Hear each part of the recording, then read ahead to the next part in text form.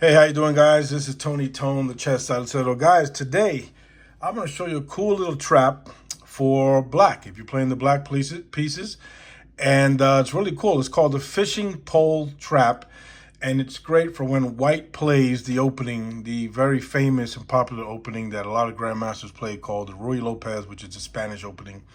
And you don't have to know that opening at all, but that's the opening that happens when you play this specific chess trap. So let's go through it. It's really, really cool. You're playing black against whoever. White goes the typical e4. And what you do is you meet him in the middle there and you play e5 to stop his advance of this pawn going forward. Well, he comes in here, typical opening, knight's opening. He's attacking that e5 pawn, which is not defended by anybody, not yet.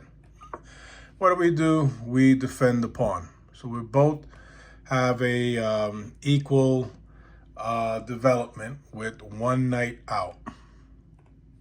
So the Ruy Lopez, bam, the bishop comes to b5 and attacks this knight here, removing the defender of the pawn on e5.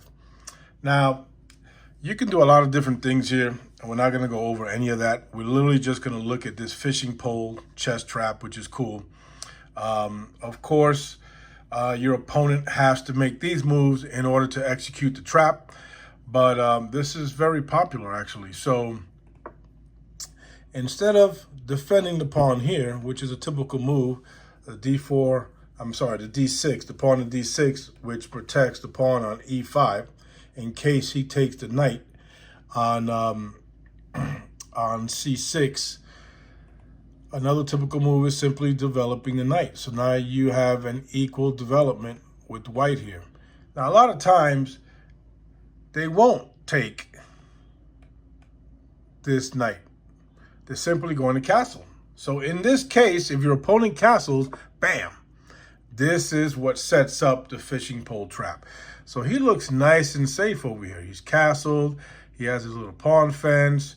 He has a defender knight here defending, all these squares, and it looks nice and safe until you throw your opponent for a loop and you move, bam, the knight to g4, which is coincidentally protecting this pawn along with the other knight right here, also protecting that pawn. So even if the bishop takes it, you still have a defender of the e5 pawn.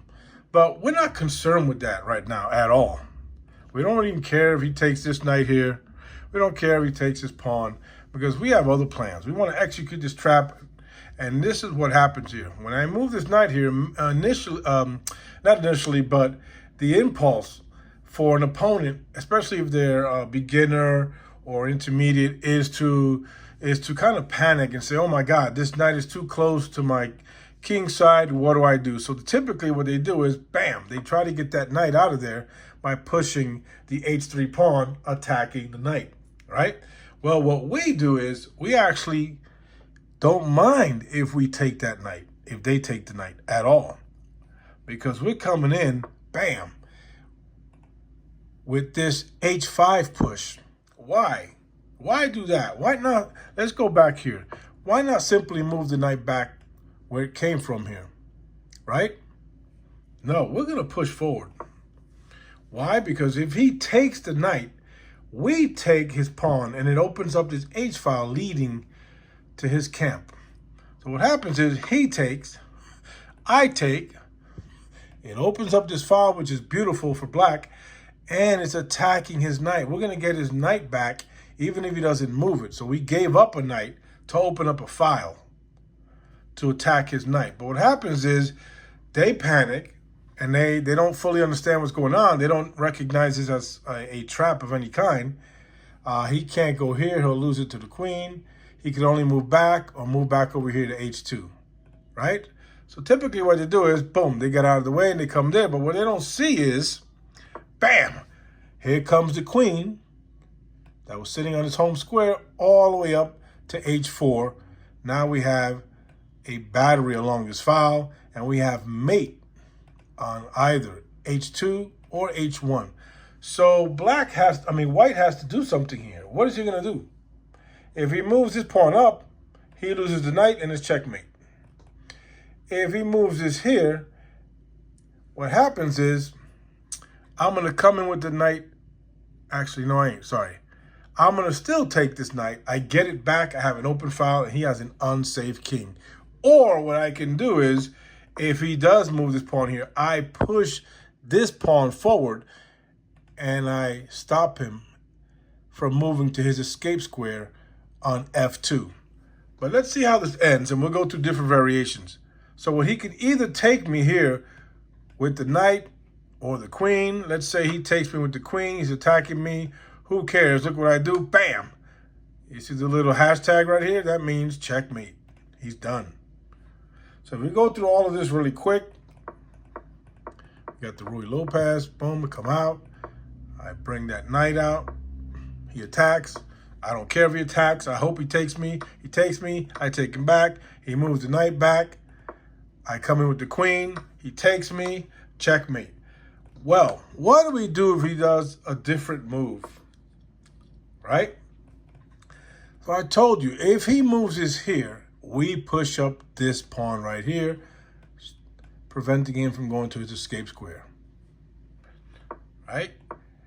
If he moves the rook over, let's say he moves the rook over, he has an escape square there. Look what I do here. I hop in with the knight because I want to take away the square for him to eventually go here and try to move out the way.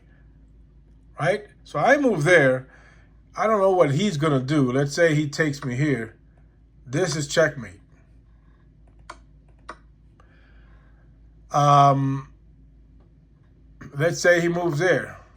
I take him, and again, he cannot move here. So it doesn't matter if he moves here or here. He's done. Let's say he moves his pawn up. All right, boom. Push this up. Take away his escape square. He cannot move here or here. He's completely hemmed in this entire area. It's really bad for him. Either way, he's in deep trouble. And look who's sitting at home the entire time. The queen, the bishop, the knight, and the rook. And the fact that this bishop is active, which is good, it really has no effect on the game at all because all the action and the attack is happening over here against his king side. So let's say he moves this here. It's still checkmate. Can't move there, can't move there, can't stay there. And again, this knight prevents you from going to your escape square right there. So, guys, this is a really, really cool, neat little chess trap if you can pull it off when somebody plays the Ruy Lopez against you. Again, let's go through it real quick. Typical e4, e5. Attack the pawn, defend the pawn. He comes out. If he were to move the knight, the bishop here, this is the Italian game where he wants to come over here and target this pawn on f7. All right, but that ain't it. So we're going to go here, develop as normal. He castles. Bam. This is the first